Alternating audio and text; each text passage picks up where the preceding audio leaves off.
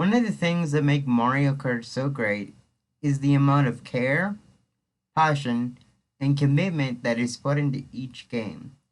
From its new mechanics, track selection, characters, etc., it's no wonder that the series became so popular and is still loved by many video game and Mario fans alike, even to this day. Hello, and welcome to this game ranking. For this, I do have a few rules to say before we start. First off, I am not going to count any of the arcade GP games as well as Tour and Home Circuit. Those games are not mainline, and to be honest, I don't want to include games that are not mainline, and honestly, it would be kind of awkward too. Secondly, I'm going to rank these games based on how the game is as a whole. Like the items, the mechanics, even the characters, honestly, will be contributed to how the game will be ranked. And this ranking will be based on letters. So, with that, let's get started with this. The first game, I have to say, has not aged well. And Super Mario Kart for me, yes, it's a great game, and yes, it's the first game in the series, but this game has not aged well. One of the reasons I believe is due to the clunky controls and how basic the game was. With everything that we've gotten for the SNES, I feel this game didn't really show its true potential.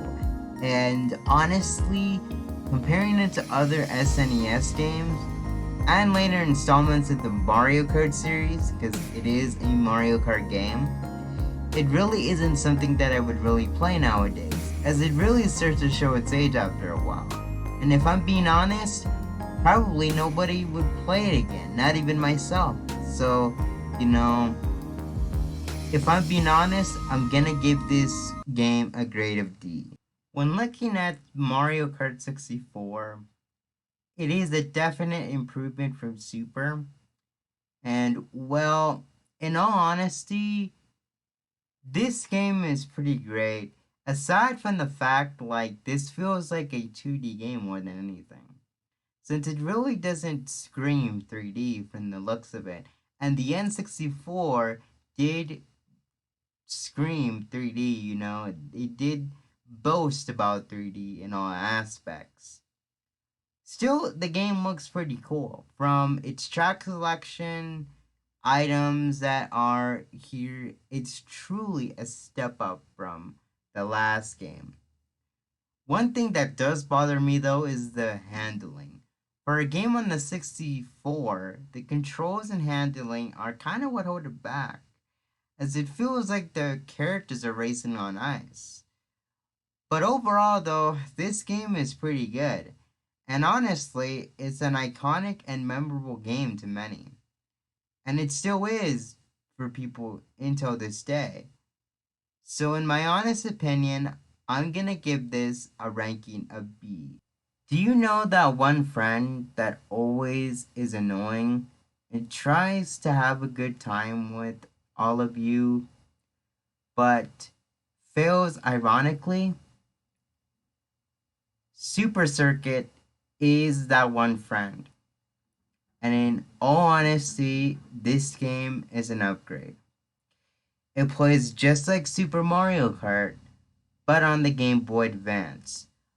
While the backgrounds and textures look cool, aside from that, there's no new items, there's no new characters, there's new tracks, but after that, you just unlock enhanced versions of SNES tracks.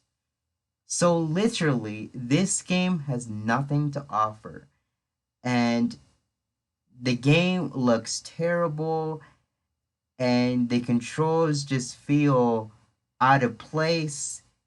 It's such a terrible Mario Kart game that I would rather play anything else than this. And Super Circuit is definitely one game that I would not look back on under any circumstance. Unfortunately, if given my honest opinion, I will be giving it an F ranking. Plain and simple. Nothing can change my mind. Mario Kart Double Dash holds a special place in my heart. A lot of people have tons of love for this game, including myself. What made this installment of the Mario Kart series so special was that even an existing franchise like Mario Kart can take big leaps and change something to make it better. Double Dash brought something that not many other Mario Karts prior and the later installments never showed. With its new 2-character kart mechanic, 16 tracks that just blow out of the water, and the battle mode, it is truly an experience to remember. The concept of Double Dash never made it back in future installments, which that is a grave shame because these future installments would benefit so much from that system. And Double Dash gets crowned the S ranking for that specific reason. And well, this game, for a game that was released in 2003, it really has shown the true potential of what a great game can do. Mario Kart DS came at a time where Nintendo was announcing their next handheld that they were going to bring to the market. The Nintendo DS. The Nintendo DS was to show off the capabilities of a dual screen system, which what Nintendo DS stand for, Nintendo Dual Screen. Many games were in development in 2004, so it was no surprise that a new Mario Kart needed to be on the system. And honestly, looking back at this game in development, the game was just a rebooted Double Dash. But over the course of a year, this game was way different. The gameplay changed a lot, and the graphics do not hold up well, but it still was incredible to see as it was made for a smaller screen.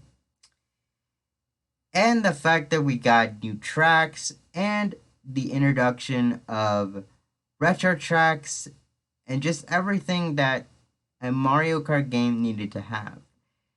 And especially when it came to the mission mode and the Nintendo Wi-Fi mode, which Nintendo had their first attempt with the Nintendo Wi-Fi connection, which I think was pretty sweet.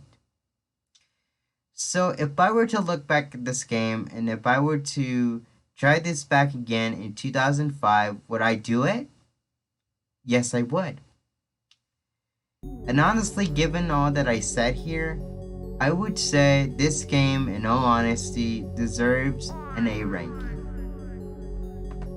One Mario Kart game that is my favorite in the franchise is Mario Kart Wii. This game holds a special place in my heart, and to call this game amazing would be an incredible understatement. This is and still is a wonderful and magnificent game. From the tracks that it offers to the carts and bikes that it gives for the different characters and the different classes, to the different modes that it offers, like coin runners, balloon battle. This game is truly a masterpiece, and to think that there's still an active community making awesome mods is crazy, because to be honest, this game would have died down a long time ago if it wasn't for this active community of players. And the fact that it's still going is crazy. And this game is still loved by many people today. So that shows you one thing. One fact that you probably didn't know is that there are still remnants of a mission mode that was cool. But ultimately, it really just got scrapped, and most of the mode for it was erased from the disc. There will be a video below showcasing what I mean by that. Still, it's a game worth playing even in the year 2023.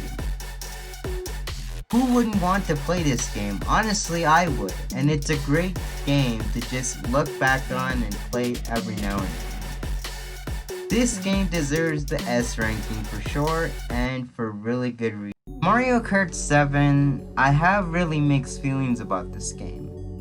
In many instances, it got so many things right, and it took lots of inspiration from Wii, like with the tracks, the modes, everything else.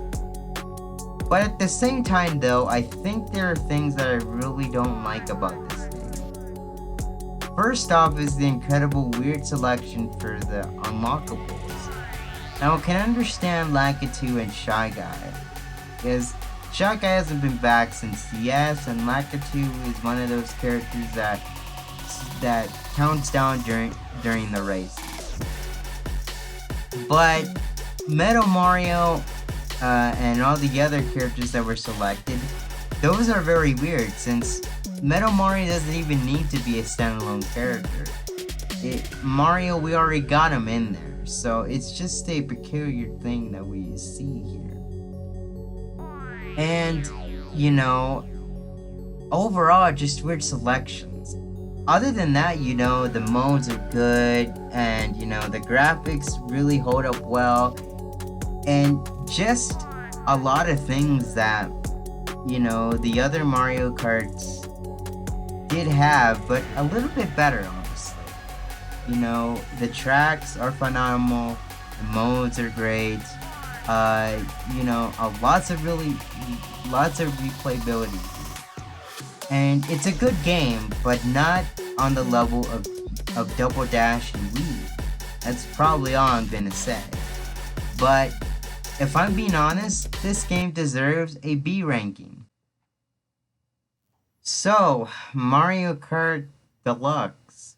Mario Kart 8 Deluxe. This game I have a really love-hate relationship with. While it is a good game with the booster course pass, courses, characters, and the visuals, and the different modes of play when it comes to the Switch, I can't help but wonder this game was a mistake. And yes, it is a port of a Wii U game, and that's just kind of it. Nintendo didn't really change anything about it, aside from the things that it got, like updates and stuff. But like I said, it's honestly very sad that this game, after 6 years, people play this game as if it was new. Nintendo, you need to hang up Mario Kart 8 already. We need Mario Kart 9 right now. It's time to hang it up. We've been at this for about a couple years now, since 2017, that we needed a new game. It's time to hang up the towel. Unfortunately, I'm gonna give this game a rank of C, as DX has not changed anything else aside from the new stuff that it came out with.